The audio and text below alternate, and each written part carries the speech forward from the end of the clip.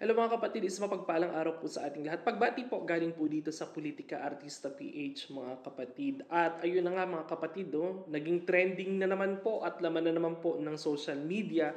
Itong pong si Attorney Rowena Guanzon, dating COMELEC Chairs at COA Commissioner ng COMELEC mga kapatid. Dahil nga po sa naging banat ni Pangulong Bongbong Marcos noong mga nagdaang araw na hindi na daw po sila natutulog at ang kanyang administrasyon upang mapaganda daw po ang buhay ng maraming Pilipino at makapaghatid ng magandang serbisyo para sa mga Pilipino. Ang tanong, ramdam po ba ng maraming Pilipino ang naging pahayag po ni Pangulong Bongbong Marcos? No? Mga kapatid, agad naman po itong binanatan ni Atty. Rowena Guanzon at sinabi po niyang si Marcos ay hindi na daw natutulog at syempre, bumabatak. Yan po ang naging pahayag na Tony Rowena Buenzon na umani po ng samut-saring komento sa mundo ng social media, mga kapatid. Alam naman natin si Atty. Rowena Buenzon ay noon pa man po ay matindi na pong kalaban at kritiko po ito mga Marcos administration, no? Kaya po hanggang ngayon ang P3PWD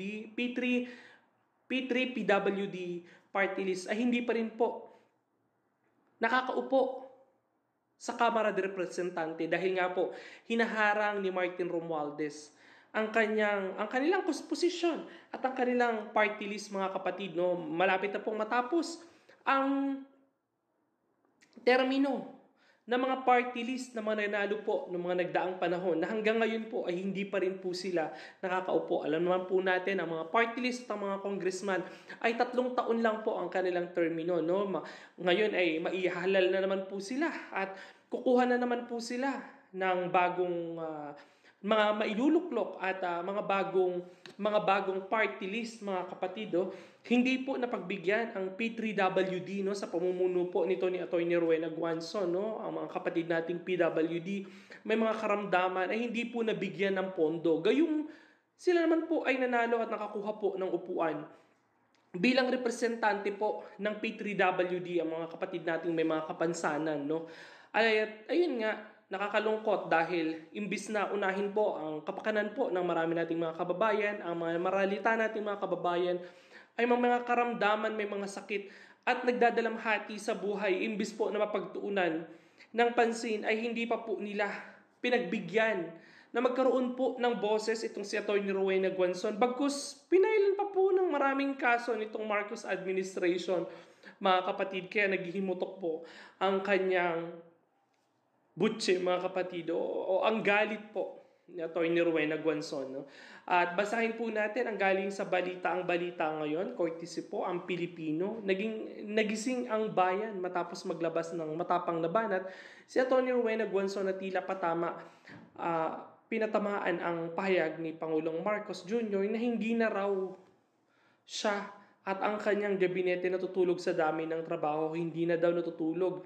Siyempre, bumabatak sagot ni Guanzon na tila may personal na kaalaman na agad na nag-viral at nagpagising sa maraming netizen. Sa isang pahayag, pinagmamalaki ni PBBM ang di umano'y walang humpay na pagsisikap ng kanyang administrasyon.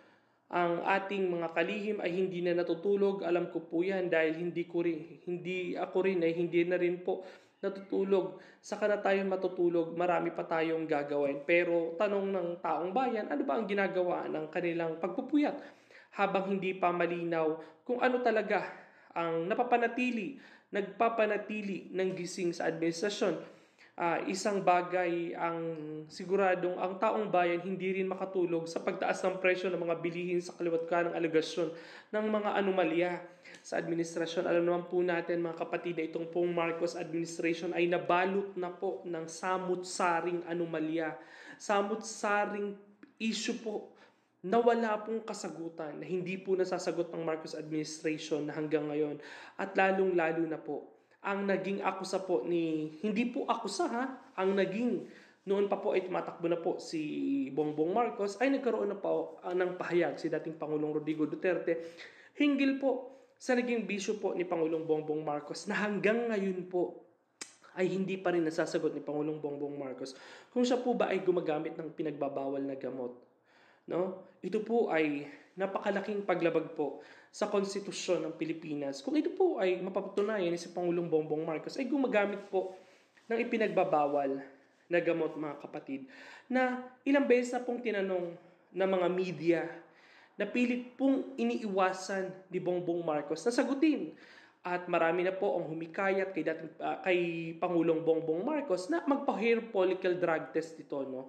Upang malinis ang kanyang pangalan sa mga inaakusa, no? Laban po sa kanya. Yun nga, pero iniiwasan natin.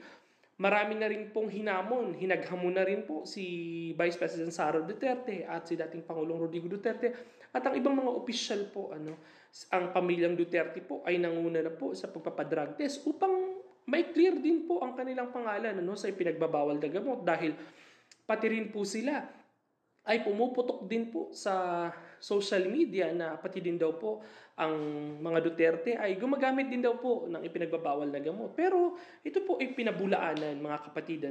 Si Baste ay nagpa-hair follicle drug test. Si Vice President Sara Duterte ay nagpa-hair follicle drug test. At ito pong si Pulong ay nagpa-hair follicle drug test din po upang maklear po. At si dating Pangulong Rodrigo Duterte ay hinamon din po si BBM na magsabay po silang magpa-hair follicle drug test. At alam po ito ng maraming Pilipino kung paano po umiiwas si Bongbong Marcos sa mga hamon pong ibinabato sa kanya. Dumako naman tayo sa mga problema at ipinangako po ng Marcos administration na hanggang ngayon po ay hindi natutugunan. Ano po ba ang mga ipinangakong ni Bongbong Marcos? Ang magandang buhay para sa maraming Pilipino. Unahin na po natin ang bigas na ipinangako niya po na 20 pesos. Sumirit na po ng 60 pesos ang presyo ng bigas na hanggang ngayon po ay hindi pa rin po nila nagagawaan ng paraan. Isa sa mga nagpanalo din po sa kampanya ni Pangulong Bongbong Marcos ay ang pinapangako niya po na pagbaba ng presyo ng bilihin, mga kapatid. Na hanggang ngayon po ay nagiging tikom at yun daw po ay pangarap lang, tanging pangarap lang daw ni Bongbong Marcos ang kanyang ipinahayag sa kanyang pinangako nung panahon ng kampanya na pangarap lang po niya na magkaroon ng presyo na pinakamababang 20 pesos sa bigas para sa lahat ng Pilipino, mga kapatid. At ano pa po ba ang pinangako niya? Ang 1 milyong pabahay para sa mahihirap nating kababayan, na umaasa po sa pabahay ng gobyerno ay hindi rin po natupad. Bagkus binabaan nila po ito at mukhang 100,000 na lang yata o 200,000 or 300,000 na pabahay na lang po ang kaya nilang ibigay para sa milyong-milyong Pilipino, mga kapatid. Ilang milyong pabahay na po ba ang nagawa ng Marcos administration? At isa pa po sa ipinangako ng Marcos administration, ang nagdaang pong Duterte administration ay nakapagpatayo po ng mga magagandang infrastructure project. Ang tinatawag po natin na build ni dating Pangulong Duterte na nakapagpaangat po ng popularidad at nakapagbibigay ng magandang buhay sa maraming Pilipino ay imbis na bigyan at pagtuunan ng Marcos administration na magandang pondo, ano po ang ginawa? Tinanggalan po ng pondo ng Marcos administration. Yan po ang dahilan kung bakit si Vice President Sara Duterte ay tumakbo sa ticket ni Bongbong Marcos upang may pagpatuloy ang mga problemang nasimulaan. Mga programang nasimulaan ng kanyang ama na hanggang sa ngayon ay nawala na po. At ang presyo po ng gasolina, ang pagmahal ng mga presyo ng mga bilihin, ang kaliwat ka ng pag-atake sa mga kalaban nila sa politika, imbis po na unahin ang sitwasyon ng mga maralita nating kababayan ay napagtutuunan pa po nila at nabibigyan pa po nila ng panahon ang pag-atake at pagkalaban sa kanilang mga kalaban sa politika. Yan po ang number 1 na naging problema ng Marcos administration. Natatapos na po at malapit nang matapos ang kanilang 3 taon.